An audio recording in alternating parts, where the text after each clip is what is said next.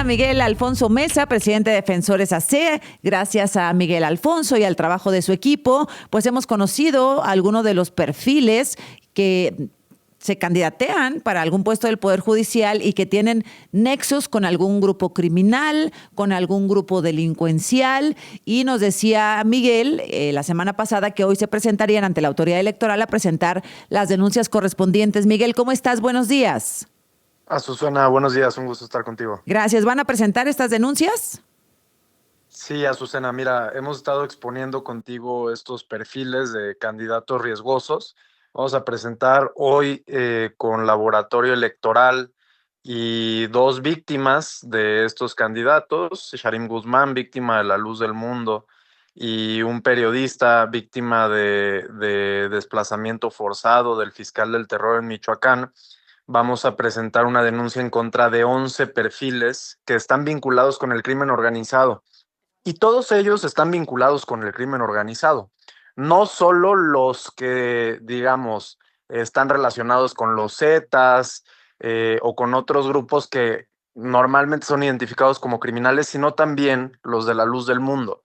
¿Y por qué decimos esto? A ver, La Luz del Mundo es varias cosas, ¿no? Por un lado es una religión, por otro lado es una iglesia, pero adentro de esa iglesia existía un grupo de líderes que su máximo líder, Nazón Joaquín, está sentenciado a 16 años de prisión en Estados Unidos después de haber confesado que obligó a dos menores de edad a practicarle sexo oral, y eso lo confesó para evitar otros cargos.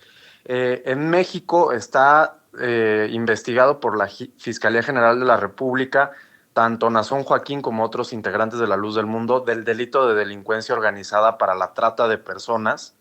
Y también, si recuerdas, hace algunos años les congelaron las cuentas bancarias desde la UIF, también por recibir donativos supuestamente para la religión, pero que en realidad eran para pornografía infantil, ¿no? Entonces, no solo son los vínculos de estas 7 de las 11 candidaturas que estamos denunciando hoy con La Luz del Mundo, A ver, sino con su secta. vamos con esas candidaturas. Si eres tan amable, aquí ya tenemos los perfiles. Elusair Rafael Aguilar, candidata a jueza en materia penal en el 4º distrito del Tercer Circuito Judicial en Jalisco. Es una de las que van a denunciar. ¿Algo en particular que quieras comentar sobre ella? Bueno, mira, ella es líder de una organización que se llama APEM, de la Luz del Mundo. En realidad, uno de los casos más graves que denunciaremos el día de hoy es el de Karina Sánchez Ruiz. Este es uno de los casos más recientes que hemos expuesto, porque ella fue diputada federal hace algunos años y como diputada le otorgó un reconocimiento a Nazón Joaquín. Y además está utilizando grupos de La Luz del Mundo para posicionar su candidatura. ¿Diputada por qué partido? Por el partido Nueva Alianza, en el estado de Oaxaca. Entonces, ya hay un antecedente de que esta persona ha utilizado cargos públicos para beneficiar no solo a La Luz del Mundo, a Nazón Joaquín, sentenciado a 16 años de prisión en Estados Unidos. Entonces, este caso creemos que demuestra el riesgo que estamos comentando, que muchas de estas personas a través de esta organización que se llama APEM, y por ejemplo el Elusair Rafael que mencionabas hace unos momentos, forma parte de APEM. Bueno, esta organización se dedica a colocar a fieles de La Luz del Mundo en puestos políticos para obtener pues, los beneficios que pueden sacar de esos cargos públicos. Y esto, otra vez, no lo digo yo, nos lo dice Sharim Guzmán, que él formó parte de APEM. Él fue víctima de La Luz del Mundo, él formó parte de APEM en Baja California y sabe cómo opera esta organización bajo las bajo las órdenes, en ese momento de Nazón Joaquín. Entonces van vinculados con La Luz del Mundo, Elusair Rafael Aguilar, Karina Sánchez Ruiz, Cecia Keren León Rocha, Madian Sinaí Menchaca Sierra, Betsabet Almazán, Cintia Guadalupe Teniente Mendoza. Vinculados con el crimen organizado también llevan 4 perfiles, Miguel.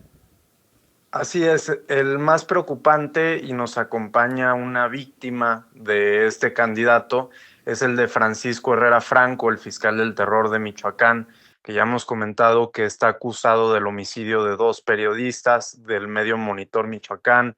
Está acusado por un líder de una comunidad indígena, Mazahua, le dijo en su cara: fiscal, nosotros no vamos a negociar con usted porque usted ha venido a extorsionar a mi comunidad y a nuestros pueblos para obligarnos a unirse con el crimen organizado. Nosotros no podemos negociar con usted. Y de él también se filtraron audios pactando con el crimen organizado. Está por otro lado Fernando Escamilla Villarreal, el abogado del Z40 y del Chelelo, y además él está sentenciado por el delito de portación ilegal de armas. Y está Jesús Humberto Padilla Briones, que fue detenido con 17 bolsas de cristal y un arma de fuego, acompañado de otros hombres que también estaban armados y que digamos, traían cristal en su ropa, ¿no? Entonces, estos son la primera tanda de denuncias que vamos a presentar. ¿Con qué intención? Porque dice el INE que ellos no los pueden quitar de la boleta, que tendría que ser hasta después de la elección con el tribunal. La presidenta dice que es un porcentaje, utilizó la palabra minimísimo, de estos problemas, que no se presentaron pruebas, etcétera. Mira, Susana, nosotros consideramos que se abrió una oportunidad ahorita, porque si bien en el discurso político se ha minimizado la cantidad de candidatos que hay, pues bueno, al menos ya existe un reconocimiento de la presidenta y del presidente del Senado de que existen estos candidatos y de que se tienen que revisar. Entonces, a nosotros lo que nos interesa es aprovechar esa ventana, esa puerta que se abrió para intentar invalidar estas candidaturas. Como bien dices, de hecho hoy me parece van a presentar las boletas impresas, ¿sí? Entonces ya no se pueden sacar como tal de la boleta, pero lo que sí puede suceder es que en caso de que obtengan el triunfo se invalide su candidatura. Y para eso el INE abrió un periodo hasta el 12 de mayo, y este periodo lo abrió a partir de todas las denuncias que hicimos, pero también de que la presidenta se pronunció sobre esto, y es algo que también hemos criticado, que el INE pues debería ser autónomo, independiente y tener su propio criterio.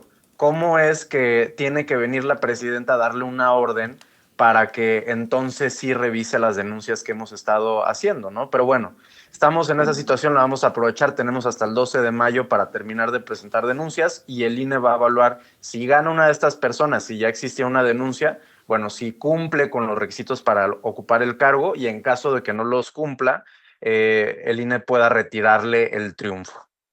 Bueno, pues clarísimo. ¿Ya tienen cita ahí en el INE? A las 10 de la mañana vamos a estar ahí. Muy bien. Junto con las demás organizaciones civiles y las víctimas. Perfecto. Bueno, pues entonces atentos. Ya nos contarás cómo les fue, Miguel. Por lo pronto, esta primera tanda son en total 11 candidatos perfecto. Denunciados. Perfecto. Si es posible, lo platicamos mañana. Suerte, Miguel. Muchas gracias, Azucena. Oye, déjame hacerte una pregunta. A la víctima que llevan de La Luz del Mundo, en una pequeña síntesis, perdón por la repetición, ¿qué le pasó? Mira, Sharim Guzmán era integrante de La Luz del Mundo desde joven. Él lo formaron como uno de estos políticos que intentan ocupar cargos para beneficiar a la iglesia. Él es víctima de un grupo de alto control, así lo dice él. Controlaban todos los aspectos de su vida, digamos, es el nombre técnico para las sectas. Y también cuando empezó a denunciar lo que estaba mal en La Luz del Mundo, fue víctima de segregación, es decir, cortaron todas las relaciones económicas, sociales, profesionales con él para excluirlo de una iglesia donde, digamos, era completamente su mundo. Y él es esposo de Sharim Guzmán, que es de Xóchitl Martín, que es una de las testigos en contra de Nazón Joaquín en Estados Unidos. Y bueno, ella la presentaron a Nazón Joaquín cuando era menor de edad. Cuando cumplió los 16 años, Nazón Joaquín pues le pidió que bailara para él. Hubo tocamientos sexuales, entre otras cosas. Y a partir de entonces la convirtieron en una reclutadora forzada de otras mujeres. Bien, pues muy claro, Miguel. Gracias y platicamos mañana si es posible. Suerte.